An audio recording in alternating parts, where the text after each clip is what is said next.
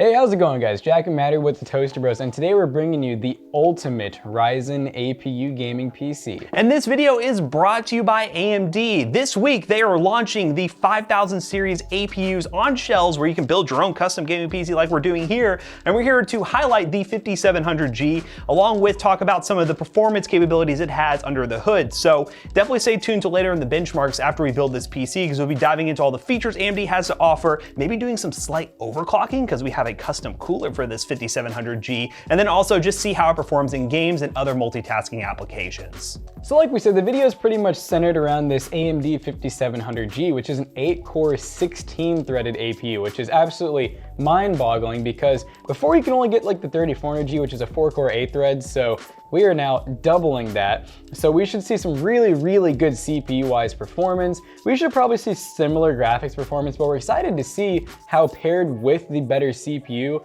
we might get some more FPS. That'll be fun to find out. And of course, with APU builds, you have a good basis now to add a GPU later and have a really powerful gaming PC. So let's not waste any more time and talk about each individual part and how it makes up this ultimate APU gaming PC. So the processor for this build, as we've been talking about, is the Ryzen 5700G APU. So we're really excited about this because, like we said, we absolutely love the Ryzen 32 and 3400G, mainly due to the fact that graphics cards can sometimes be extremely expensive, especially right now. They're more expensive than they have ever been. So AMD has really came clutch in a alternative by having a ready-to-go gaming processor slash graphics card out of the box. And of course, this will work really good with 720p and 1080p gaming, which we will prove in the benchmarks. And it comes in at a 3.8 gigahertz base frequency and boosts up to 4.6 gigahertz turbo, which is pretty freaking high if you ask me. And it's only 65 watts, so it's pretty cool for your lower end power supply builds when you don't want to put in an insane power supply. We actually are doing a 600 watts, so we're thinking about the upgrade path in the future, being able to add a graphics card with this awesome 8 cores and 16 threads. Now that APU does come with the cooler, so you don't have to buy an aftermarket cooler, but we like RGB and also like Matt, so we might do a little bit of overclocking, so it's always safe to have some kind of at least tower cooler. So from Montech, we have the Air Cooler 210, and it's a 210 watt TDP. Like I said, this CPU is only 65 watts, so it's kind of a little bit overkill, but it's gonna look really nice. They don't cost too much to add a cooler, and obviously if you're doing overclocking, you really wanna have something. Now for the motherboard, we have an MSI B550M Pro VDH Wi-Fi board. For the case that we're using, we do need an M, which stands for Micro ATX, and this is B550, so it supports Gen 4, it has 4.0, just like we need for any of the high-end graphics cards we may add later on, and it has Wi-Fi built in, and it's all at a pretty cheap price, which we like cheap. Now for RAM, we have just some normal Team Group gray RAM, it's not RGB, but we had to sacrifice a little bit of the money because we wanted 3600 megahertz and we wanted dual channel. That is extremely important for pairing with an APU like this, even more so than a unit with a graphics card, because you want to have fast RAM, but you really need dual channel just to make sure that the RAM can go back and forth and make sure that it's cooperating well with that APU, since it's having to borrow your RAM as graphics card memory. Now for storage, we went with this Team Group MP33 SSD. Now, as Jackson mentioned, this motherboard does support Gen 4, but as a cost-saving measure, we went with this 1 terabyte drive because for $89 right now, it's an absolute steal getting 1 terabyte of storage, and it's still an NVMe drive. It's gonna be more than fast enough for most people and has enough room to install more than just Warzone. Now for the power supply, we have the EVGA 600BA, which is of course a 600 watt power supply, 80 plus bronze. It comes with some nice black sleeve cables, and it's a very reliable power supply that is readily available. And what Jackson mentioned before, 600 watts is definitely overkill for this build in its current state. You could probably get away with like a 400 watt power supply easily with this, even less if you really wanted to. But the idea in mind is to have enough headroom to add a higher end GPU, because you are getting an 8-core, 16-threaded, processor that can be really good for a high-end GPU in the future. Even from AMD, you got the 6800 XT. That kind of card you could easily throw in there and it would work really well. So we need enough wattage to support that kind of build. And for the case, we have the Mustex MK7, which is a Micro ATX case. It's white. It does also come in black, but it comes with this massive 240 mil like ARGB fan up front, and one in the back. And are there any up top? And 2 up top. There's just RGB all over the place. We love Mustex cases because they are really affordable and come with a lot of RGB. I'm really hoping they're ARGB. I can't remember because we have a Montech cooler and it is ARGB. So hopefully we can get that synced up working perfectly fine. But yeah, fun little case. Very excited to build this PC. Let's just not waste any more time and put it together.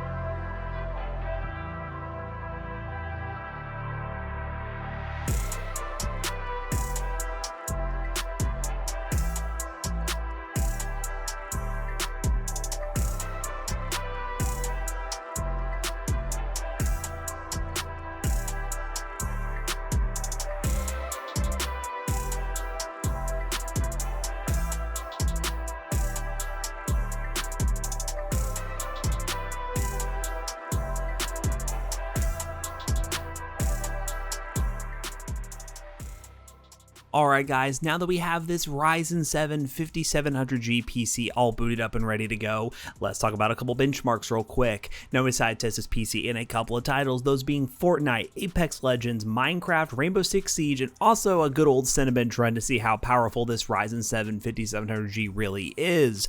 First up in Fortnite on performance mode at 1080p, we averaged 100 plus FPS. A few housekeeping things to get out of the way. I decided to overclock the iGPU very easily from the motherboard's BIOS to 2000 MHz, which is a very mild overclock on this iGPU and works really well throughout my game testing. And also I'm running the XMP profile of 3600 MHz on the 16 gig kit that we have, and getting over 100 FPS in an esports title without a graphics card, it's kind of crazy. The Ryzen 7 5700G is not only a very powerful CPU where you could easily add a graphics card and have an awesome gaming experience, but the integrated Vega graphics work really well to play esports titles, as you'll see later on in the benchmarks and as you see right now in Fortnite. Performance mode is an absolute godsend for these APUs because it allows you to really get a lot of performance out of very little hardware, and these Vega graphics do a really good job at creating a high refresh rate gaming experience in a game like Fortnite, which is very popular in the esports community. Next up is a little bit more demanding of a game, Apex Legends, and we had to drop this one down to 1600 by 900, which is a little bit less resolution than 1080p, but on low settings we averaged a little over 60 FPS. Apex Legends is playable on this APU, which wasn't really possible before with older APUs from AMD. And the best part about these APUs is in some games you can actually get some really crazy performance because of some of AMD's awesome new features like FSR, which is Fidelity Super Resolution, which is basically an AI upscaling feature that allows you to render the game scene at a lower resolution and then upscale it to a higher resolution so it looks like it's native and give you the performance benefits of playing at a lower res. So that's something that's going to be coming to a lot of new games. So these APUs have a lot of potential in newer titles to be able to run games flawlessly even without a graphics card. And that doesn't mean that the 5700G is the only CPU that is capable of doing this. The Ryzen 5 5600G is also releasing alongside all the other 5000 series AMD CPUs, and the 5600G could be a much better budget option if you're not looking to spend as much money as the 5700G and still get very similar performance and a great upgrade path with a graphics card later. Next up, in a game like Minecraft, which you should expect to run on pretty much any PC, on pretty much max settings you get 100 plus FPS. Minecraft is a pretty easy game to run, but a lot of people like to play it, and if you're someone who just plays Minecraft, you don't really need to spend any extra money on a graphics card when you can pick up something like the 5700G or 5600G. Another popular esports title that people love to test is Rainbow Six Siege, and on medium settings with a built-in benchmark, we average 92 FPS. A game like Rainbow Six Siege would definitely benefit from some of the new anti-lag technology that AMD has to offer, reducing input lag and allowing for a better gaming experience. So if you're somebody who is a very competitive esports player, not only does the 5700G and 5600G have those features, a lot of the AMD hardware out there supports anti-lag, making for a much smoother and seamless gaming experience.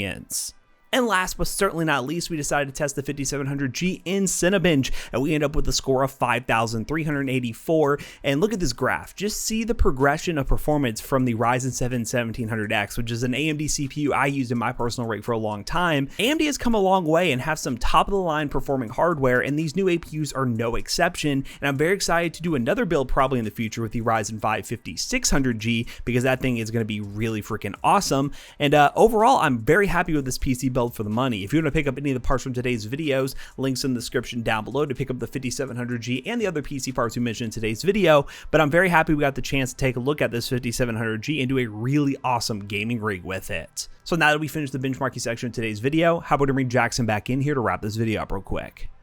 Alright guys, so you just got finished watching the benchmarks, and to our surprise, this is pretty much an all-in-one gaming solution out of the box. The 5700G is an awesome option if you're looking to build a PC right now and you don't want to spend money on a graphics card just because the market's kind of crazy. And also the 5600G, which is also releasing, is another option as well that's a little bit cheaper and could also deliver really good performance. So once again, big thanks to AMD for sponsoring this basically PC build showing off the 5700G and celebrating the launch of the 5000G lineup to retail shelves. So if you want to build an awesome PC like this, definitely check the links down below. So as always, we hope you guys enjoyed today's video. If you haven't already, check out our other two YouTube channels and also our twitch.tv/toastyres, where we build PCs like this live every day. And don't forget to like, comment, and subscribe. And we'll see you guys in the next one. Goodbye. And hey, if you guys were checking out my really cool hoodie, this is actually a Toasty Bros merch exclusive. Teespring, not .com/ToastyBros. Just use the link down below. Yeah, really can't remember the URL most of the time, but you can buy a bunch of awesome merch that we have on there and it helps support us, so do that. Goodbye. I think it's teespring.gg. Nice.